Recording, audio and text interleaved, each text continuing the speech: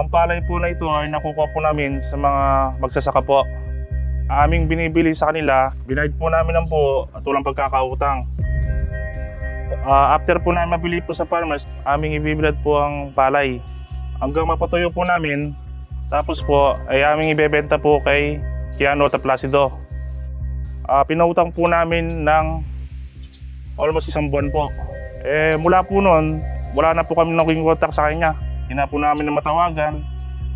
Hindi basta-basta pagod, hirap ang ginawa namin dyan.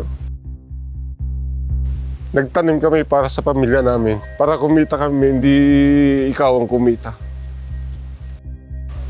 Huwag mo kaming ginaganito. Huwag kang nanduloko ng mga tao. Sana lumabang ka naman ng patas. Napakahirap magsaka. Gumigising kami ng alas 4, alas 5 para papunta sa bukid. Kung yun ang naman namang trabaho, ala kang magawa. Wali bang mag-isip ka na ibang paraan sa buhay para makatakas ka doon sa kahirapan. Sipag at tiyaga ang talagang ginamit namin dyan.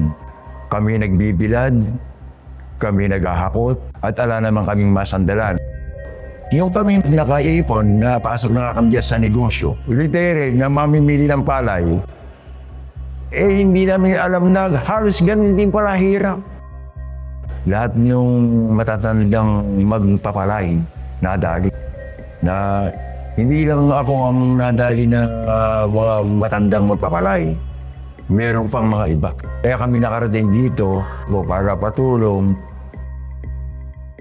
Mahirap po yung buhay ng magsasaka. Wala pa man po ani, naiutang na po lahat ni tatay yung magiging ani po namin. Kaya pagdating po ng anihan, kuminsan po, kulang pa po yung inani namin sa pambayad ng utang. Kami mga rice retailer, marami rin kaming struggle. Naabutan kami ng fresh na pagbaba ng bigas, may mga lugi, tapos nandyan yung mga taxes. Ang ganda ng pinakita namin sa kanya, tapos lulukoyin niya lang kami ng ganon. Paano namin siya mapapalabas? Sino yung taong pwedeng tumulong sa amin para makausap namin siya? Nasaan yung anak mo? Yung anak ko po, andyan lang po. Ama ka! Kung anak ko yan, ihaharap ko yan. Sasabihin mo, babayaran mo ba to? Kung hindi, ako mismo magpa-file ang case against you, son. Pakita mo totoong tatay ka.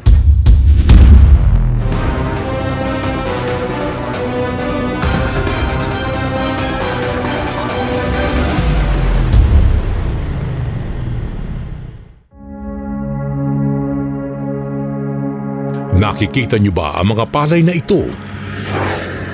Tuwing tag-init, ginagamit ang kalsada bilang biladan ng palay ng mga magsasaka natin. Dito nila pinatutuyo ang kanilang ani para maibenta ng mas magandang presyo. Subalit kapag biglang umulan at nabasa ang kanilang palay, dito mag-uumpisa ang sakit sa ulo ng mga magsasaka at maliliit na retailers. Dito sila mapipilitang ibenta ang mga palay na bagsak presyo. Aanihin mo na lang, babagyuin pa yung palay nyo. So, hindi na yun mabibili sa tamang presyo. Ito ang araw-araw na hamon ng mga magsasaka, maging mga maliliit na rice retailers at wholesalers na dating magsasaka din. Matinding sakit sa ulo at kalbaryo kapag basa o hindi napatuyo ng maigi ang kanilang mga palay. Naging oportunidad ito para sa mga big-time traders at middlemen para pagsamantalahan ang mga magsasaka at maliliit na rice retailers. Binabarat na, nalulugi na, niloloko pa. Ang mga ahente ng mga middleman ang siyang bumibili ng mga palay sa presyong pamatay. Ang mga middleman, karamihan ay mga opisyalis sa mga lokal na pamahalaan. Sila ang pangunahing nagsasamantala ng babarat at nandoloko sa mga kawawang magsasaka at retailers. Nagagawa nila ang modus sa tulong ng kanilang mga kasapakat na ahente na galamay din ng mga big-time traders na kasapi ng malalaking korporasyon o kartel. Mataas ang pamantayan ng National Food Authority o NFA sa pagbili ng palay. Bagamat binabana ng NFA sa 90% purity, pero kinakailangang tuyong-tuyo ang mga butil ng palay. yung standard namin, nakaset yan. No? Pagdating sa moisture content, 12 to 14%. Ang ginawa namin, ibaba mo pa sa 11 para at least ma-absorb natin. Kasi yung mga farmer, ang reklamo nila, wala naman kami moisture meter eh. Tansyahan lang. Okay, sabi ko, fine, naiintindihan namin. So gawin natin hanggang 11%. Hindi na natin mababa pa sa 11%. Masyado na malutong. Subalit, karamihan sa mga magsasaka, hindi pa rin kayang pasahan ng pamantayan kung pag-uusapan ay moisture content ng bawat butil ng palay. Ang dahilan, kakulangan ng Department of Agriculture ng infrastruktura kagaya ng drying machines at rice milling machines para sa NFA. Kaya ang nakikinabang, mga traders at middlemen at kanilang mga galamay at ahente. Kumakapit sa patalim ang mga magsasaka at maliliit na retailers. Napipilitan silang ibenta ang kanilang mga ani sa sobrang babang presyo sa mga mapagsamantalang traders. Hirap na sa pagsasaka, binabarat pa ang presyo ng kanilang mga ani, palugi na ang bentahan, niloloko pa. Ito ang dahilan kung bakit lumapit sa bitag ang mga small-time retailers mula Tarlac, Nueva Ecija at mga karatig munisipyo. Sa investigasyon ng bitag, nalantad ang itinatagong sistema ng pambibiktima sa mga magsasaka at maliliit na retailers ngayong tag-ulan hanggang sa katapusan ng taon. Aktibong kumikilos ang galamay ng mga mapagsamantalang big-time traders sa ilalim ng rice cartel. Ang cartel, mga organisadong grupo ng malalaking korporasyon, kumpanya, malalaking trader at mga negosyanteng middleman na nagsama-sama at kani-kanilang mga ahente. Iisa ang kanilang layunin, magkaroon ng monopolyo, manipulahin ang supply ng bigas, limitahan ang kompetisyon at kontrolin ang presyo sa merkado para sa kanilang interes sa sektor ng agrikultura. Hindi sila nakikita pero ramdam at naaamoy ang kanilang kasakiman. Ito ang struktura ng kartel. Mga samahan ng mga big-time trader na may kanya-kanyang teritoryo at baluarte na nire-representa ng kanilang mga ahente. Ang kasapakat sa ilalim ng mga big-time trader ay mga middleman sa kani-kanilang mga rehiyon at probinsya. Karamihan sa mga middleman ay mga opisyales sa lokal na pamahalaan na hindi lumulutang pero mayroon silang mga ahente na sinusuyod ang bawat rice-producing region. Samantala, ang mga small-time retailer at wholesaler na dati ring mga magsasaka ay nabibiktima ng mga galamay ng kartel ng iba't ibang uri ng modus ng bigas. Mula Nueva Ecija, bumiyahe ang grupo ng mga rice retailer at wholesaler patungong Quezon City para makarating sa Bitag Headquarters. Paano po ninyo nakilala itong inirereklamo niyong broker? May ahente po, siyang lumalapit sa amin. Ang transaksyon niyo po ba dito sa ahente nito ay alam ng Municipal Agrarian Officer? Doon po sa Nueva Ecija, kahit po hindi kasi nauso po, kahit na hindi dumadaan sa barangay, sa municipal, eh kung parang labas-pasok po ang mga tao. Kasi po yung bayan ng Saragosa at saka bayan ng Aliaga, magkatabi lang po. Eh yung po aming nilireklamo, taga rin po sa Saragosa. Pinukuha nila yung palay sa amin, uutangin na yung pati isang buwan. Bibinin mo niya, bigyan bigat, tsaka nila yung bebenta. Sa una pong transaksyon na hindi na kayo nabayaran. Hindi na po. Lahat po yung na-check ninyo ay talbong, tama po? Close account. Isang check lang po ba yung account owner, Iano, Placido? May influence, papakilala yung broker doon po sa lugar nito? Municipal councilor po yung kuya niya sa bayan ng Saragosa. Barangay captain po yung papa niya sa barangay po nila. Hindi po marap si Iano? Hindi po. Yung tatay lang. Yung tatay po hindi po ayaw po marap po sa amin na tawing sekretary lang po ang tinuturo niya. Yung putok sa putres sa kapitania. At yung kanyang alaangkan nila na ginamit nila impluensya at ang kapangyarihan sa barangay na para magtiwala kayo dahil silang kaupo. Pero si Kapitan may pananagutan sa lokal na pamahalaan. Kung kayo nagreklamo sa City Hall, ito'y issue ng Municipal Agricultural Officer. Isa rin po yun sa nakikita namin na pwedeng gawing paraan na lahat ng mga trader po doon ay mag-mandatory registration doon po sa LGU. Sige, tutulong kami sa inyo, cooperate. Ituro nyo. Uumpisahan namin ang investigasyon, bababa kami, trabahuin. Misyon ng Bitag. Iparating sa munisipyo ng Zaragoza ang reklamo laban kay Keanu Talpasido na itinuturing na galamay ng kartel at isang anak ng barangay chairman. Ngunit sa halip na humarap si Mayor Lovella Lali DG Belmonte Espiritu o si Vice Mayor Edwin Buendia, ang humarap sa Bitag ang Municipal Administrator na si Engineer Agustin Boy P. Liwag. Lahat ng mga traders na papasok or mga traders na dito mismo sa bayan ay kailangan dumaan muna sa munisipyo. Wala pong ganun dito. Ayun kasi yung panluloko kahit na-register ka, kaya mo manloko pagka gusto mo manloko. Ang iingatan lang ng mga nagbebenta. Sabi nga, pagka sobrang may pangako sa'yo, baka hindi na totoo. Naghangad siguro sila ng malaking kita, pinautang nila. Papautang mo yung utang mo, di kawawa kapag hindi ka nabayaran. Sila naman kasi, sir, in good faith. Nagkamali din sila. Kasi ang term namin dun, sir, mandatory registration. Hindi kailangan kasi na lahat ng papasok ay mag-register dito. Why? Magdo-double registration na sila. Halimbawa, tiga Muñoz ka, naka-register ka na as palay trader sa Muñoz. Magre-register ka rin ba dito sa Zaragoza kapag mamimili ka sa Zaragoza? Hindi na. Kasi dala-dala mo na yung license mo from Muñoz papunta rito. No, sir, kasi mga traders, kung saan-saan kasi silang lugar Yes. Kung saan sila Ako trader din ako ng palay. So dito lang ako nagkaparehistro sa Zaragoza. Pero pwede kong mamili sa Pangasinan, pwede kong mamili sa Isabela. And hindi na nila kami kailangang iparehistro doon kasi nakarehistro na kami as trade dito. Kasi ang point lang naman, sir, pag-register doon sa munisipyo kung saan ka kumukuha ng produkto para maprotektahan. Kumbaga, abiso, dumaan sa pumasok dito sa bayan ninyo. Siyempre, ayaw nyo naman din napasok. Pero dito sa bayan ng Zaragoza, double taxation yung gusto nyong sinasabi nyo. No, sir. It's not double taxation kasi kilalanin ka na pumasok ka.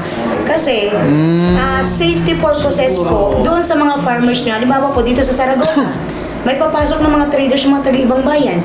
And then, ang transaction na mangyayari is traders to farmers pumasok sa bayan. Pagka ginawa natin yan, parang pinapahirapan pa natin yung negosyo na dapat sana imbitahin mo nga sila ng imbitahin, maraming pumasok para yung presyo ng palay hindi nakukontrol ng iilan.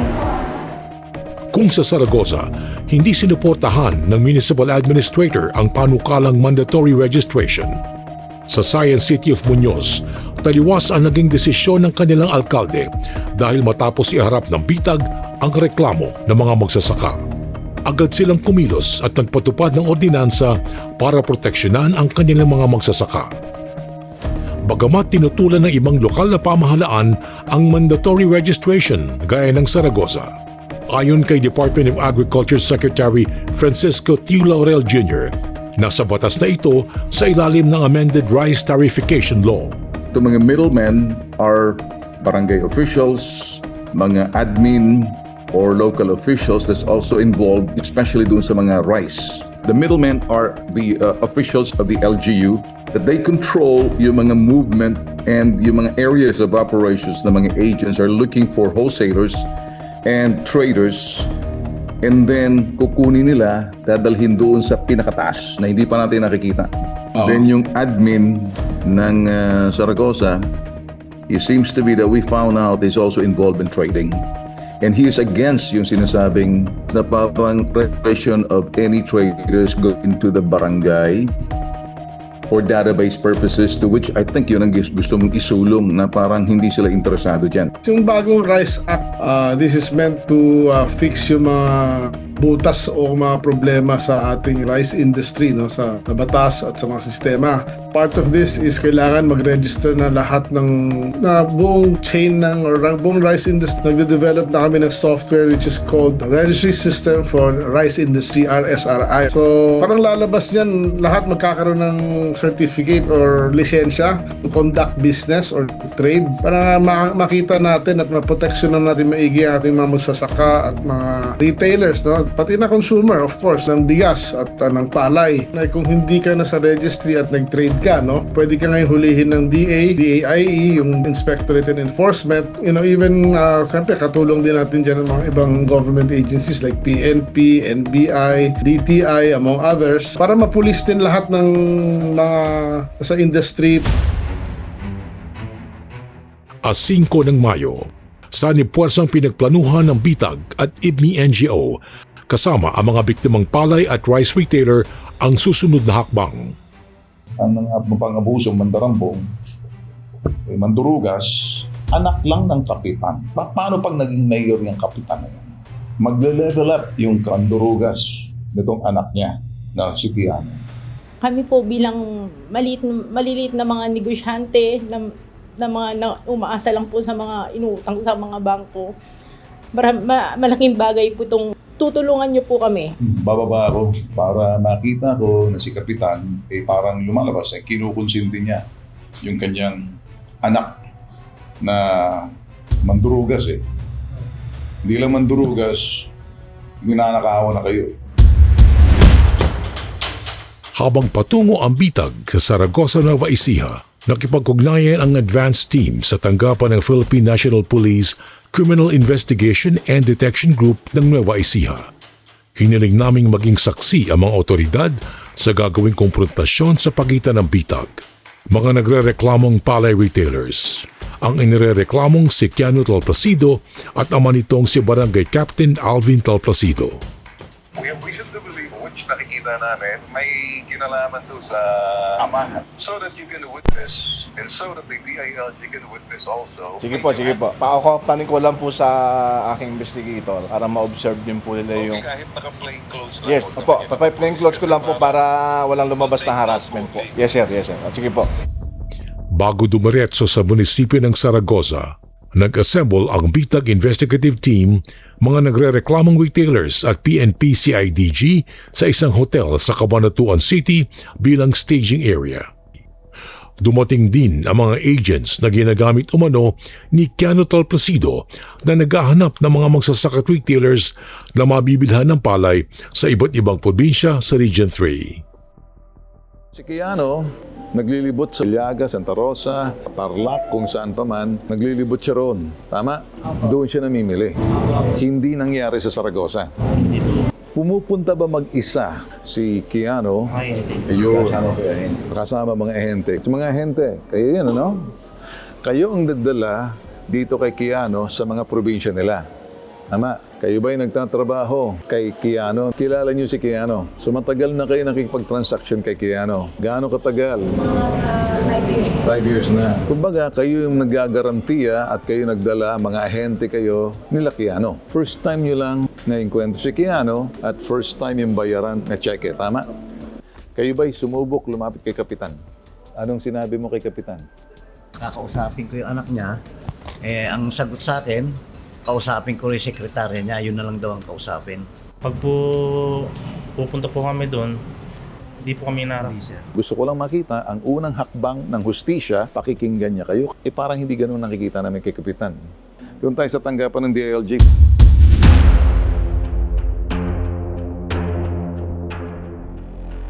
Pagdating sa munisipyo ng Saragossa, agad naman sinalubong ni DILG MLGOO na si Rolando Ocampo ang grupo ng BITAG. Sa tanggapan ng DILG Saragossa, magkasamang naghihintay ang tatay ng inirereklamong trader na si Cap Alvin Talplasido at si Municipal Admin Engineer Agustin Boy P. Liwag. Cap, lumapit ba sa inyo ito mga complainant sa tanggapan ninyo?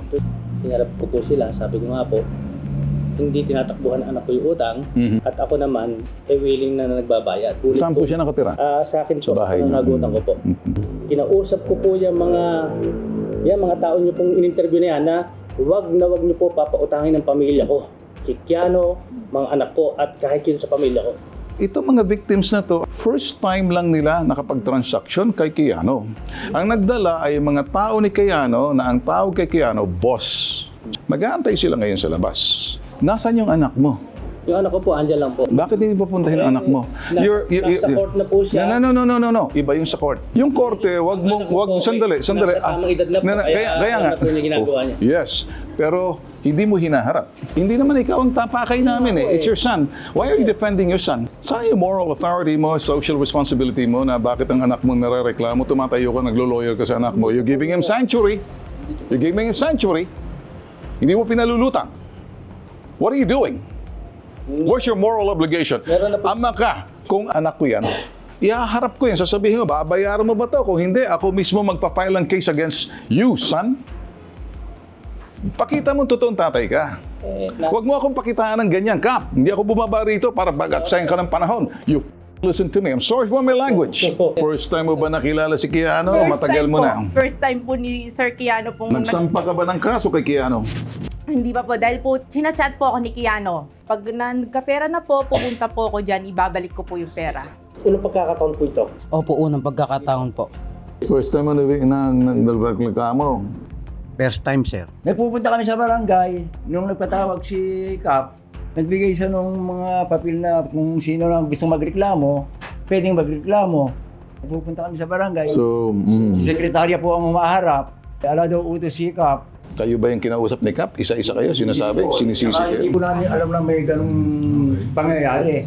Kung alam po namin, kahit sa inyo yung lumagay, sa amin lumagay, hindi kami magpapautang. Pag hindi mo hinarap yung anak mo, you're enabling your son, you're condoning your son, and you give him shelter sa bahay mo.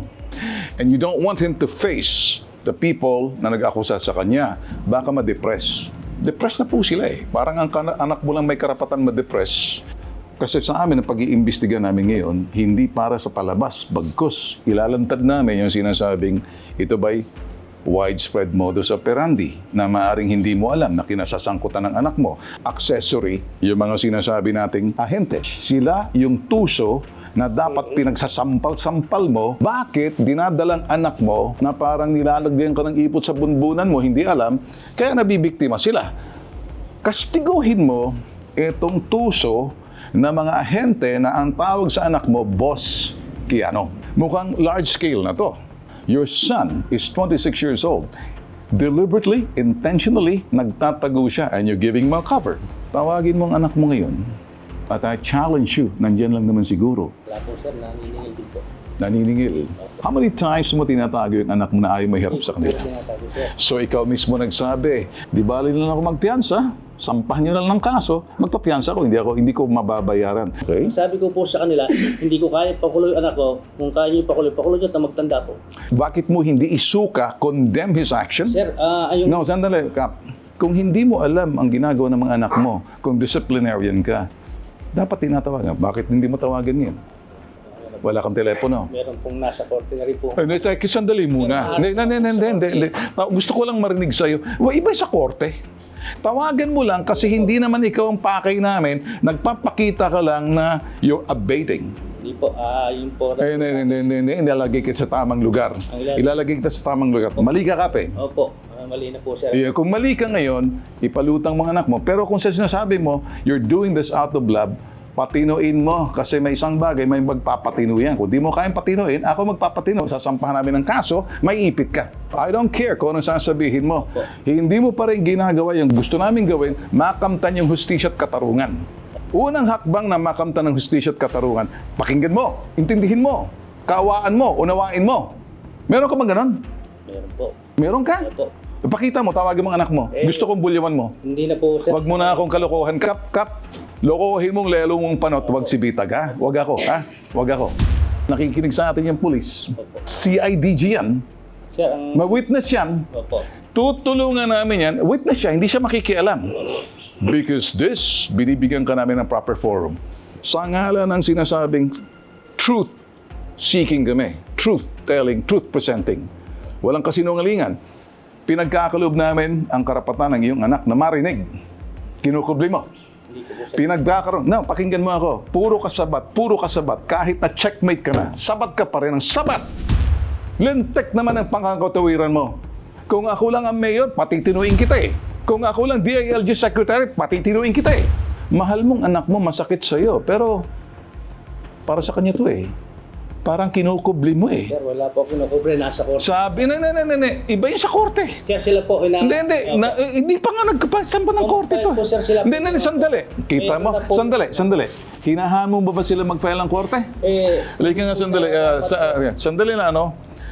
Nakikita, sandali, diyan ka lang muna. Nakikinig sa atin ang CIDG. Nirequest ko yan, audience. Maswerte ka, wala dito yung Department of Justice. Para rinig ko rin, para nakikita nila, para alam nila kung paano ka sundan. Bilang punong barangay, yung matawagan mo si Kiano.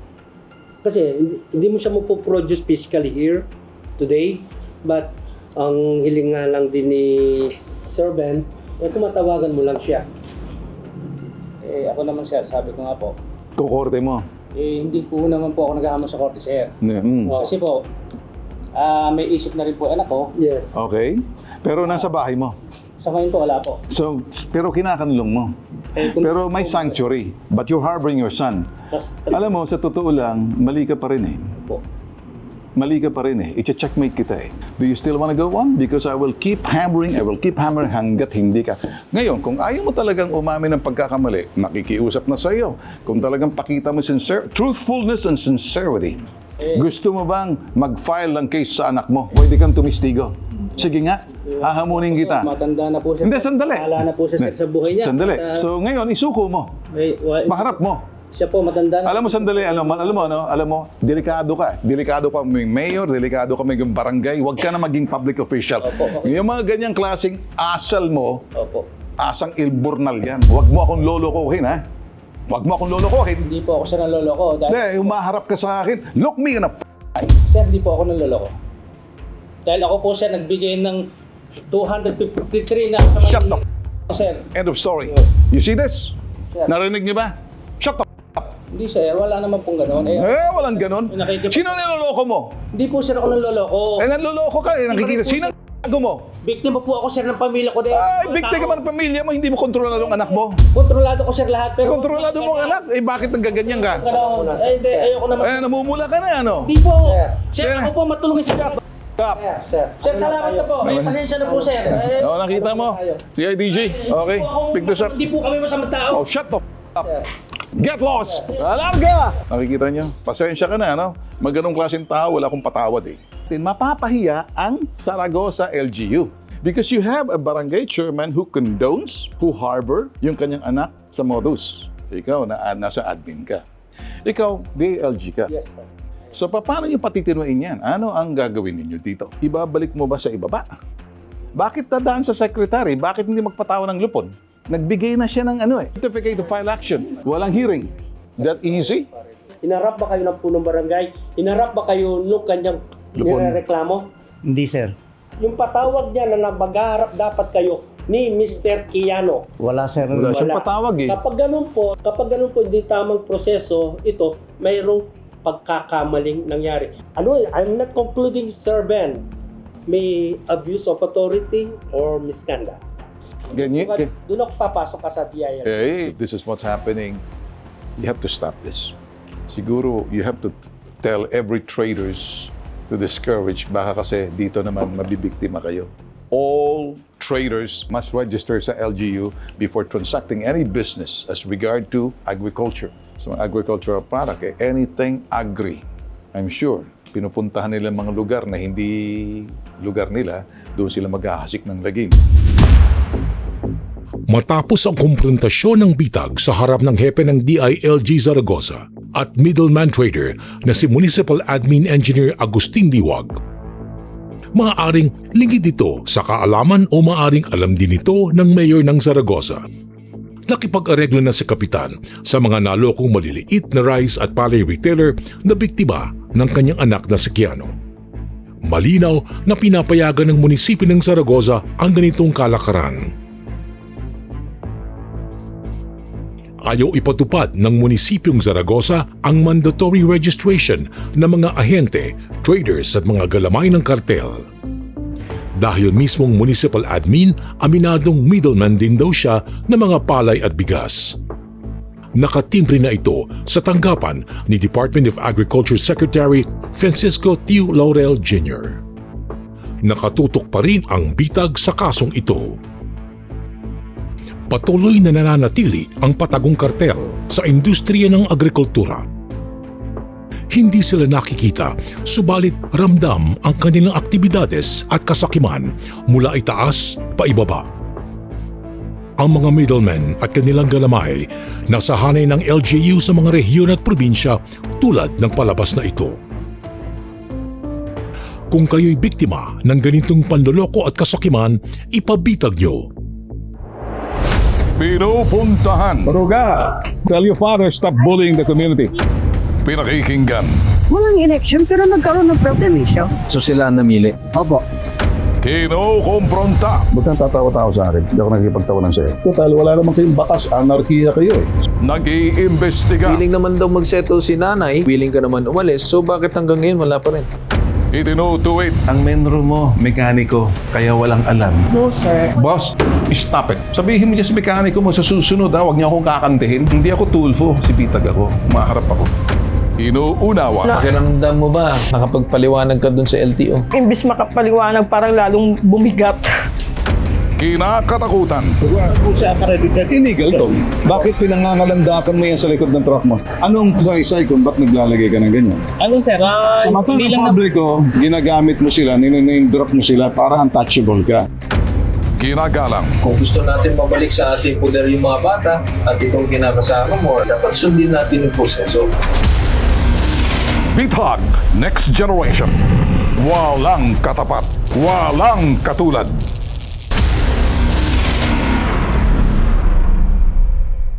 If you like this video, give us a thumbs up, click like, and subscribe to be notified.